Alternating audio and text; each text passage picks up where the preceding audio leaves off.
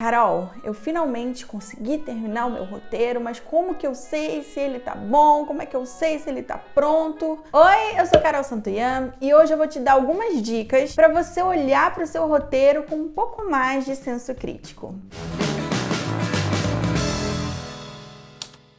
Eu sei que essa é uma dúvida que todo mundo que já terminou de escrever qualquer coisa, principalmente o roteiro, já se questionou. Tá, mas isso aqui que eu tô escrevendo, isso aqui é bom? E se você nunca se perguntou isso, eu realmente, assim, de verdade admiro sua autoconfiança. Então, tentando ajudar vocês a apurar esse senso crítico, a voltar pro roteiro e ter uma leitura um pouco mais criteriosa, eu vou dar aqui algumas dicas que, no meu ponto de vista, são dicas, são tópicos muito importantes para você avaliar se seu roteiro está redondo. São perguntas muito boas para vocês se fazerem na hora de um tratamento e etc. Claro que se você for perguntar para um outro roteirista, ele pode te falar coisas diferentes, porque para você saber se um roteiro é bom mesmo, existem muitas coisas ali em jogo. Mas eu vou colocar para vocês a partir da minha experiência e a partir do que eu vejo quando eu avalio um roteiro, se um roteiro tá redondo, se um roteiro tá ok. Então, para ficar um pouquinho mais organizado, eu dividi em 3 partes, em dicas para desenvolvimento, para vocês pensarem ali se tá ok o desenvolvimento de vocês,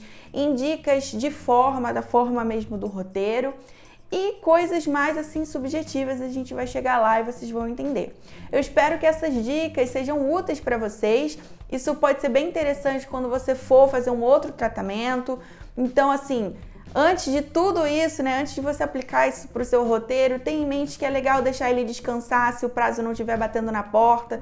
Deixa ele 1 a 2 semanas pelo menos até voltar para a revisão. Não tenha dó de olhar para o seu roteiro do tipo, putz, tá errado, tenho que cortar isso não tá tão legal. Tenha um pouco mais de frieza, sabe, na hora de olhar para o seu roteiro. Faça uma leitura em voz alta, gente, porque às vezes a gente acha que escreveu uma coisa e a gente não escreveu. Mas antes da gente continuar, eu vou pedir para você se inscrever nesse canal, porque esses vídeos dão trabalho, são feitos com muito amor para você, roteirista, e também se você curte séries e filmes, esse lugar é para você. Bom, então vamos lá na primeira parte do desenvolvimento. Para mim, a primeira coisa assim que você tem que se perguntar, primeira dica que eu dou para você perguntar para o seu roteiro para saber se ele tá ok, se ele tá bom, é: a minha proposta foi alcançada? Porque assim, vamos supor que a sua ideia é: eu quero fazer um filme, uma comédia para adolescentes que consomem internet, que tem essa rapidez assim de informação. E aí, você tem essa ideia, você escreveu achando que era isso.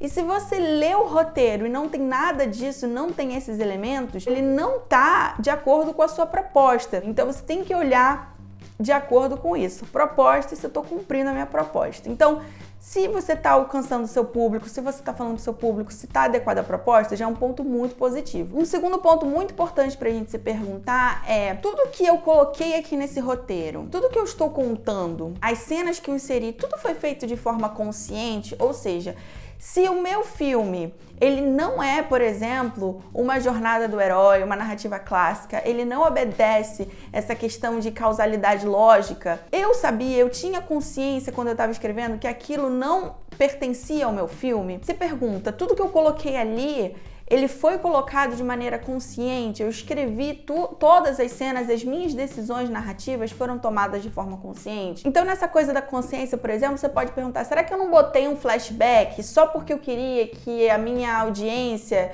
tivesse pena do meu protagonista? Porque no flashback, ele é um flashback da infância dele e ele tá apanhando? O que isso tem a ver com a história? Qual é a implicação das cenas, das coisas que eu coloquei pra história? Porque, por exemplo, às vezes a gente coloca uma cena de explosão que é caríssima, por exemplo, tipo um carro capotando, coisas assim, porque a gente quer fazer uma mega cena, uma cena que vai impressionar, uma cena cinematográfica, que vai ser legal. Só que se isso não tiver implicações na sua história, se isso não servir ao seu propósito, tipo, o que você quer contar, não faz sentido ela estar ali, ela só vai ser um custo, uma coisa a mais que não agrega em nada. E indo também nessa direção, meu terceiro questionamento, assim, minha terceira dica é: sabe aquele plot twist que você fez lá na história?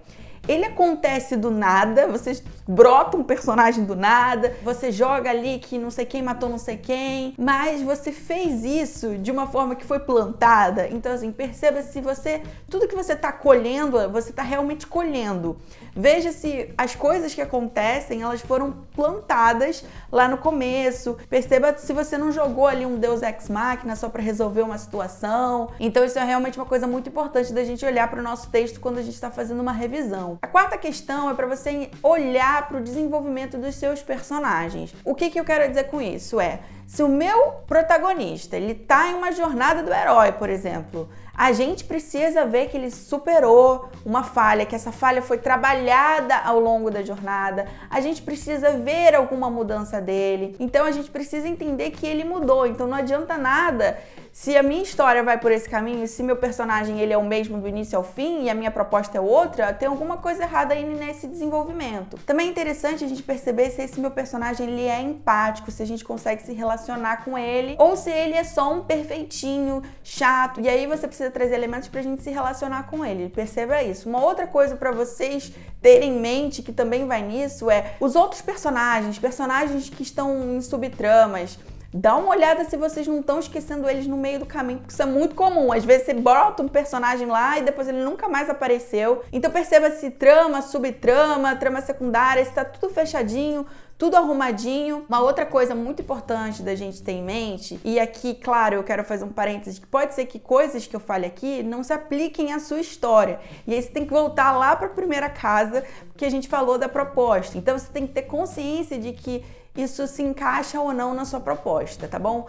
Mais uma coisa que eu considero muito importante são os conflitos, né, e o antagonismo da sua história. Se você tá lendo e sente que tudo aconteceu muito fácil ali, ele conseguiu tudo, a gente não vê nenhum conflito, nenhum problema, nenhuma força antagônica agindo, pode ser, é bem provável que o seu filme, que seu piloto, que o seu curta esteja um pouco chato, porque se você coloca um objetivo para o seu protagonista e ele consegue, eu acho que pode ser um pouco cansativo. O sexto tópico e último tópico aqui do desenvolvimento é uma coisa que eu falei quando eu fiz o meu vídeo sobre a filosofia da composição, sobre o Poe, e é uma coisa que eu levo assim, porque eu não sou muito uma roteirista de ficar, meu Deus, então agora eu tenho que ter um ponto de virada. Eu entendo que isso é importante, mas eu acho que, na minha visão, pelo menos, a gente tem que olhar para a história como uma progressão, né? A gente tá indo e aquilo vai num crescente. Isso pra mim é uma história. Sabe quando a gente tá escutando aquela música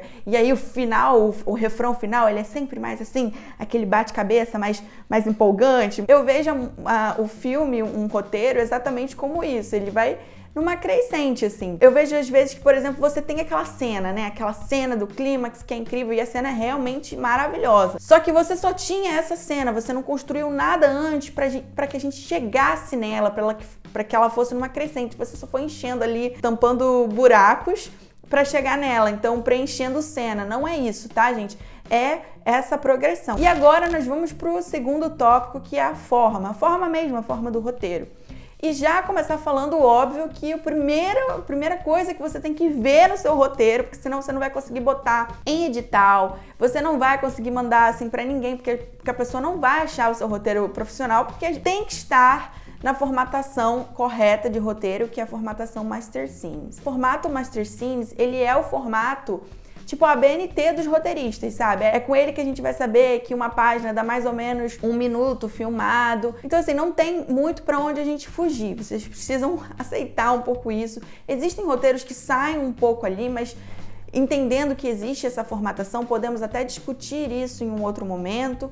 Mas o roteiro, ele tem que estar formatado, senão não adianta uma boa história, uma história incrível se ele não tiver formatado. Segunda coisa que eu vejo acontecer muito, gente, muito. Então, assim, parece uma coisa óbvia, mas eu vou falar pra vocês que não existe nada mais cansativo do que você pegar um roteiro, olhar pra ele e ter aqueles blocões, assim, de texto. Por quê? Porque você é um escritor. Então, você só tem as palavras, você só tem aquele espaço para você guiar, assim, a pessoa que tá lendo, a emoção, o ritmo. Então aproveite espaços, aproveite quebra, aproveite isso para você ditar o ritmo da leitura. O próximo tópico é cuidado, já falamos disso aqui também no vídeo sobre diálogos, cuidado com as cabeças falantes.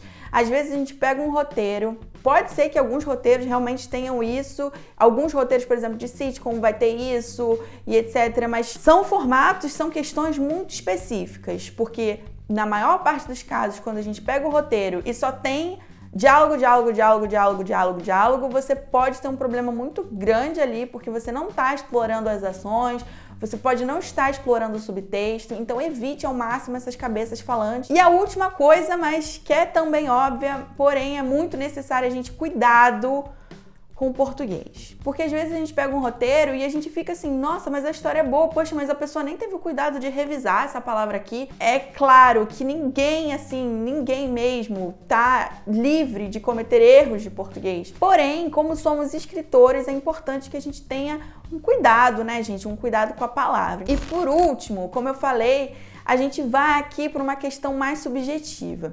Tudo que eu falei antes, se você cumpre essas coisas, é muito provável que você tenha um roteiro redondo, um roteiro satisfatório, um roteiro que se eu lesse eu ia ficar feliz, porque você cumpriu ali as questões. Mas eu acredito que existem, esse é meu ponto de vista, tá, gente? Talvez se você perguntar para outra pessoa, não vai ser isso. Mas eu acredito que um bom roteiro, um excelente roteiro, vamos dizer assim, ele combina técnica com questões humanas subjetivas. Então, por exemplo, você pode ter a técnica. Eu já falei até aqui sobre o que a gente precisa para ser um bom roteirista, se é só estudar estrutura. E eu acho que existe um quê, assim, muito grande, muito forte sobre questões humanas. Então, ele precisa provocar alguma coisa, ele precisa mexer com alguma coisa lá dentro da gente. E isso é subjetivo porque é humano, questões humanas, sabe? Puramente humanas, de vivências, da gente conhecer o outro. Então isso não tem como eu te falar, avalia isso, não é isso. Então tente como roteirista olhar à sua volta, não fique preso apenas a manuais de roteiro, porque isso pode ser um problema na hora de você criar, porque a técnica ela vai te levar a uma boa escrita e etc, mas o que você vai preencher naquilo, sabe? Tudo que eu falei anteriormente, se você cumprir, você vai fazer um roteiro bom, você vai fazer um roteiro redondo, mas se você estiver atento à sua volta, às questões mais humanas, se você colocar isso para dentro do roteiro, aí pode ser mesmo que você consiga um roteiro incrível. E, como eu falei, gente, isso é muito subjetivo. E perceba que em hora nenhuma eu falei sobre originalidade, porque eu não acredito em originalidade. Eu acho que todas as histórias realmente já foram contadas. O que a gente pode pensar em originalidade é em como a gente está contando essa história. Por exemplo, pense em Um Lugar Silencioso. Quantas vezes você já não viu aquela história de monstro, né? Por exemplo, quantos filmes a gente já viu com essa visão, né? O mundo foi devastado. Vários, mas como eles estão contando? Isso aí é o grande trunfo da parada, sabe? Isso aí é o pulinho. Então, não busquem também, nossa, ninguém nunca falou sobre isso. Cara, se você for dar uma pesquisada, você vai ver que já falaram sim. Então, como você vai contar que é o original e não o que você está contando? Então é isso, eu espero que eu tenha ajudado vocês. Se você curtiu esse vídeo, me diz aqui se você curtiu, deixa aqui embaixo. Eu espero que esse vídeo ajude vocês a revisar aí seus roteiros. E eu vejo vocês num próximo vídeo. Um beijo, tchau!